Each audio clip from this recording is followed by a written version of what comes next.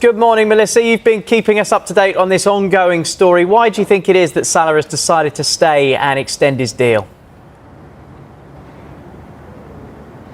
In Mohamed Salah's own words, it's because he believes Liverpool are a great team and they can still win many of the big trophies. He also spoke about his relationship with Arne Slot, how much he enjoys working with the head coach, the improvements he's made to his game, and the fact that they don't just discuss football. They've got a relationship that stretches beyond the pitch, and that's important to him.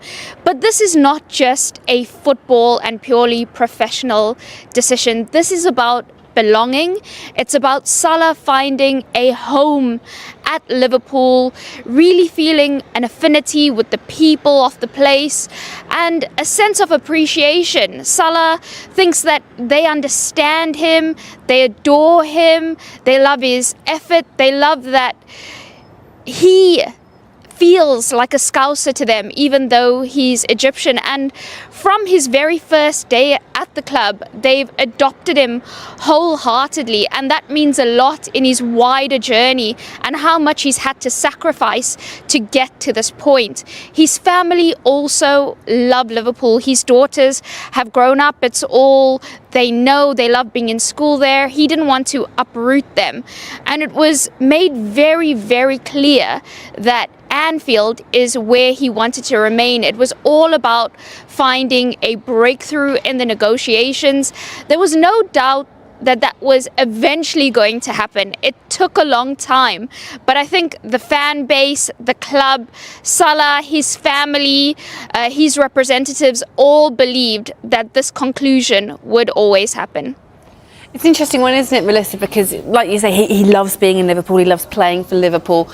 But when there is interest worldwide, which Arne Slot spoke about in his news conference just a few moments ago, it's never a done deal until it is a done deal. How confident were Liverpool of keeping him in the face of huge interest in a game where, of course, money talks? Yeah, we were reporting the whole way through that Liverpool were optimistic that Mohamed Salah would sign a new deal, even when he came out and said he's more out than in, which the club played on that today with the announcement saying he's more in than out. Very clever. The club were always saying that developments are positive. It's a very complex negotiation because the kind of finances involved. But because Salah had made it so clear that he wanted to stay, what happened is the wider football community, even though obviously everybody would love to have a player like Salah, there were only a very few top clubs in world football that could meet Salah's football ambitions, but also be able to afford what he earns. And he actually wasn't interested in joining any of them, so that put them off even trying.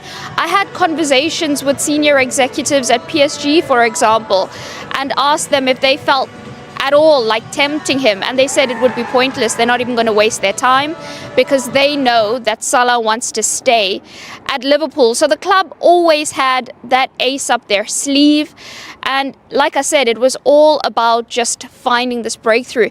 Also, a lot of talk around Saudi Arabia and the heavy interest in there, that they want to make him the highest earner in the league and really the poster boy for the Saudi Pro League. That was never on the cards because Salah's aim was to continue at the highest level. He feels he can still win leagues and Champions Leagues. He wanted to do that with Liverpool, and he now gets his wish to continue doing so.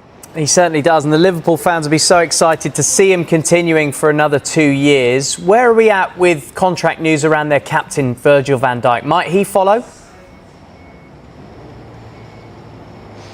He is expected to, as we've been reporting, a 2-year deal for Virgil van Dijk as well. We know that Van Dijk came out and said there has been progress. That was the biggest hint that the news is close. Now, fans have been pointing out that today is the 11th of the 4th. Salah's shirt number is 11, Virgil's is before. So could we see a double confirmation today? That's up in the air, but what is not is that Van Dijk will sign his extension. When the club will announce it, we don't know. But like with Salah, Van Dijk had made it so clear that he wants to remain at Liverpool. He loves the club. He's got unfinished business here. And again, it was just about reaching a compromise on terms, which we know has been done. It's only a matter of when the announcement is made.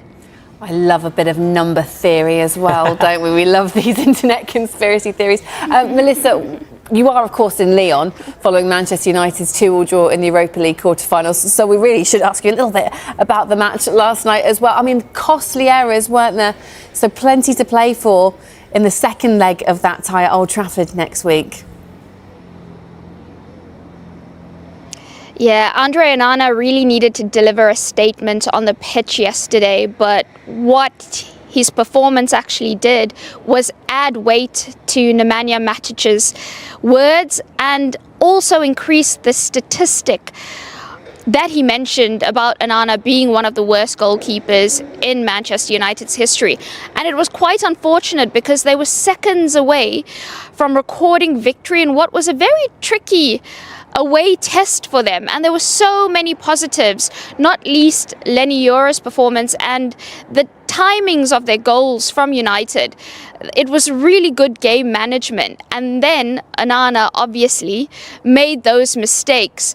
But I think United will be optimistic going into that reverse fixture at Old Trafford because they were expecting Lyon to put them under a lot more attacking pressure, but they matched them and felt at times that they controlled the game better, and they would really fancy themselves to wrap up the tie.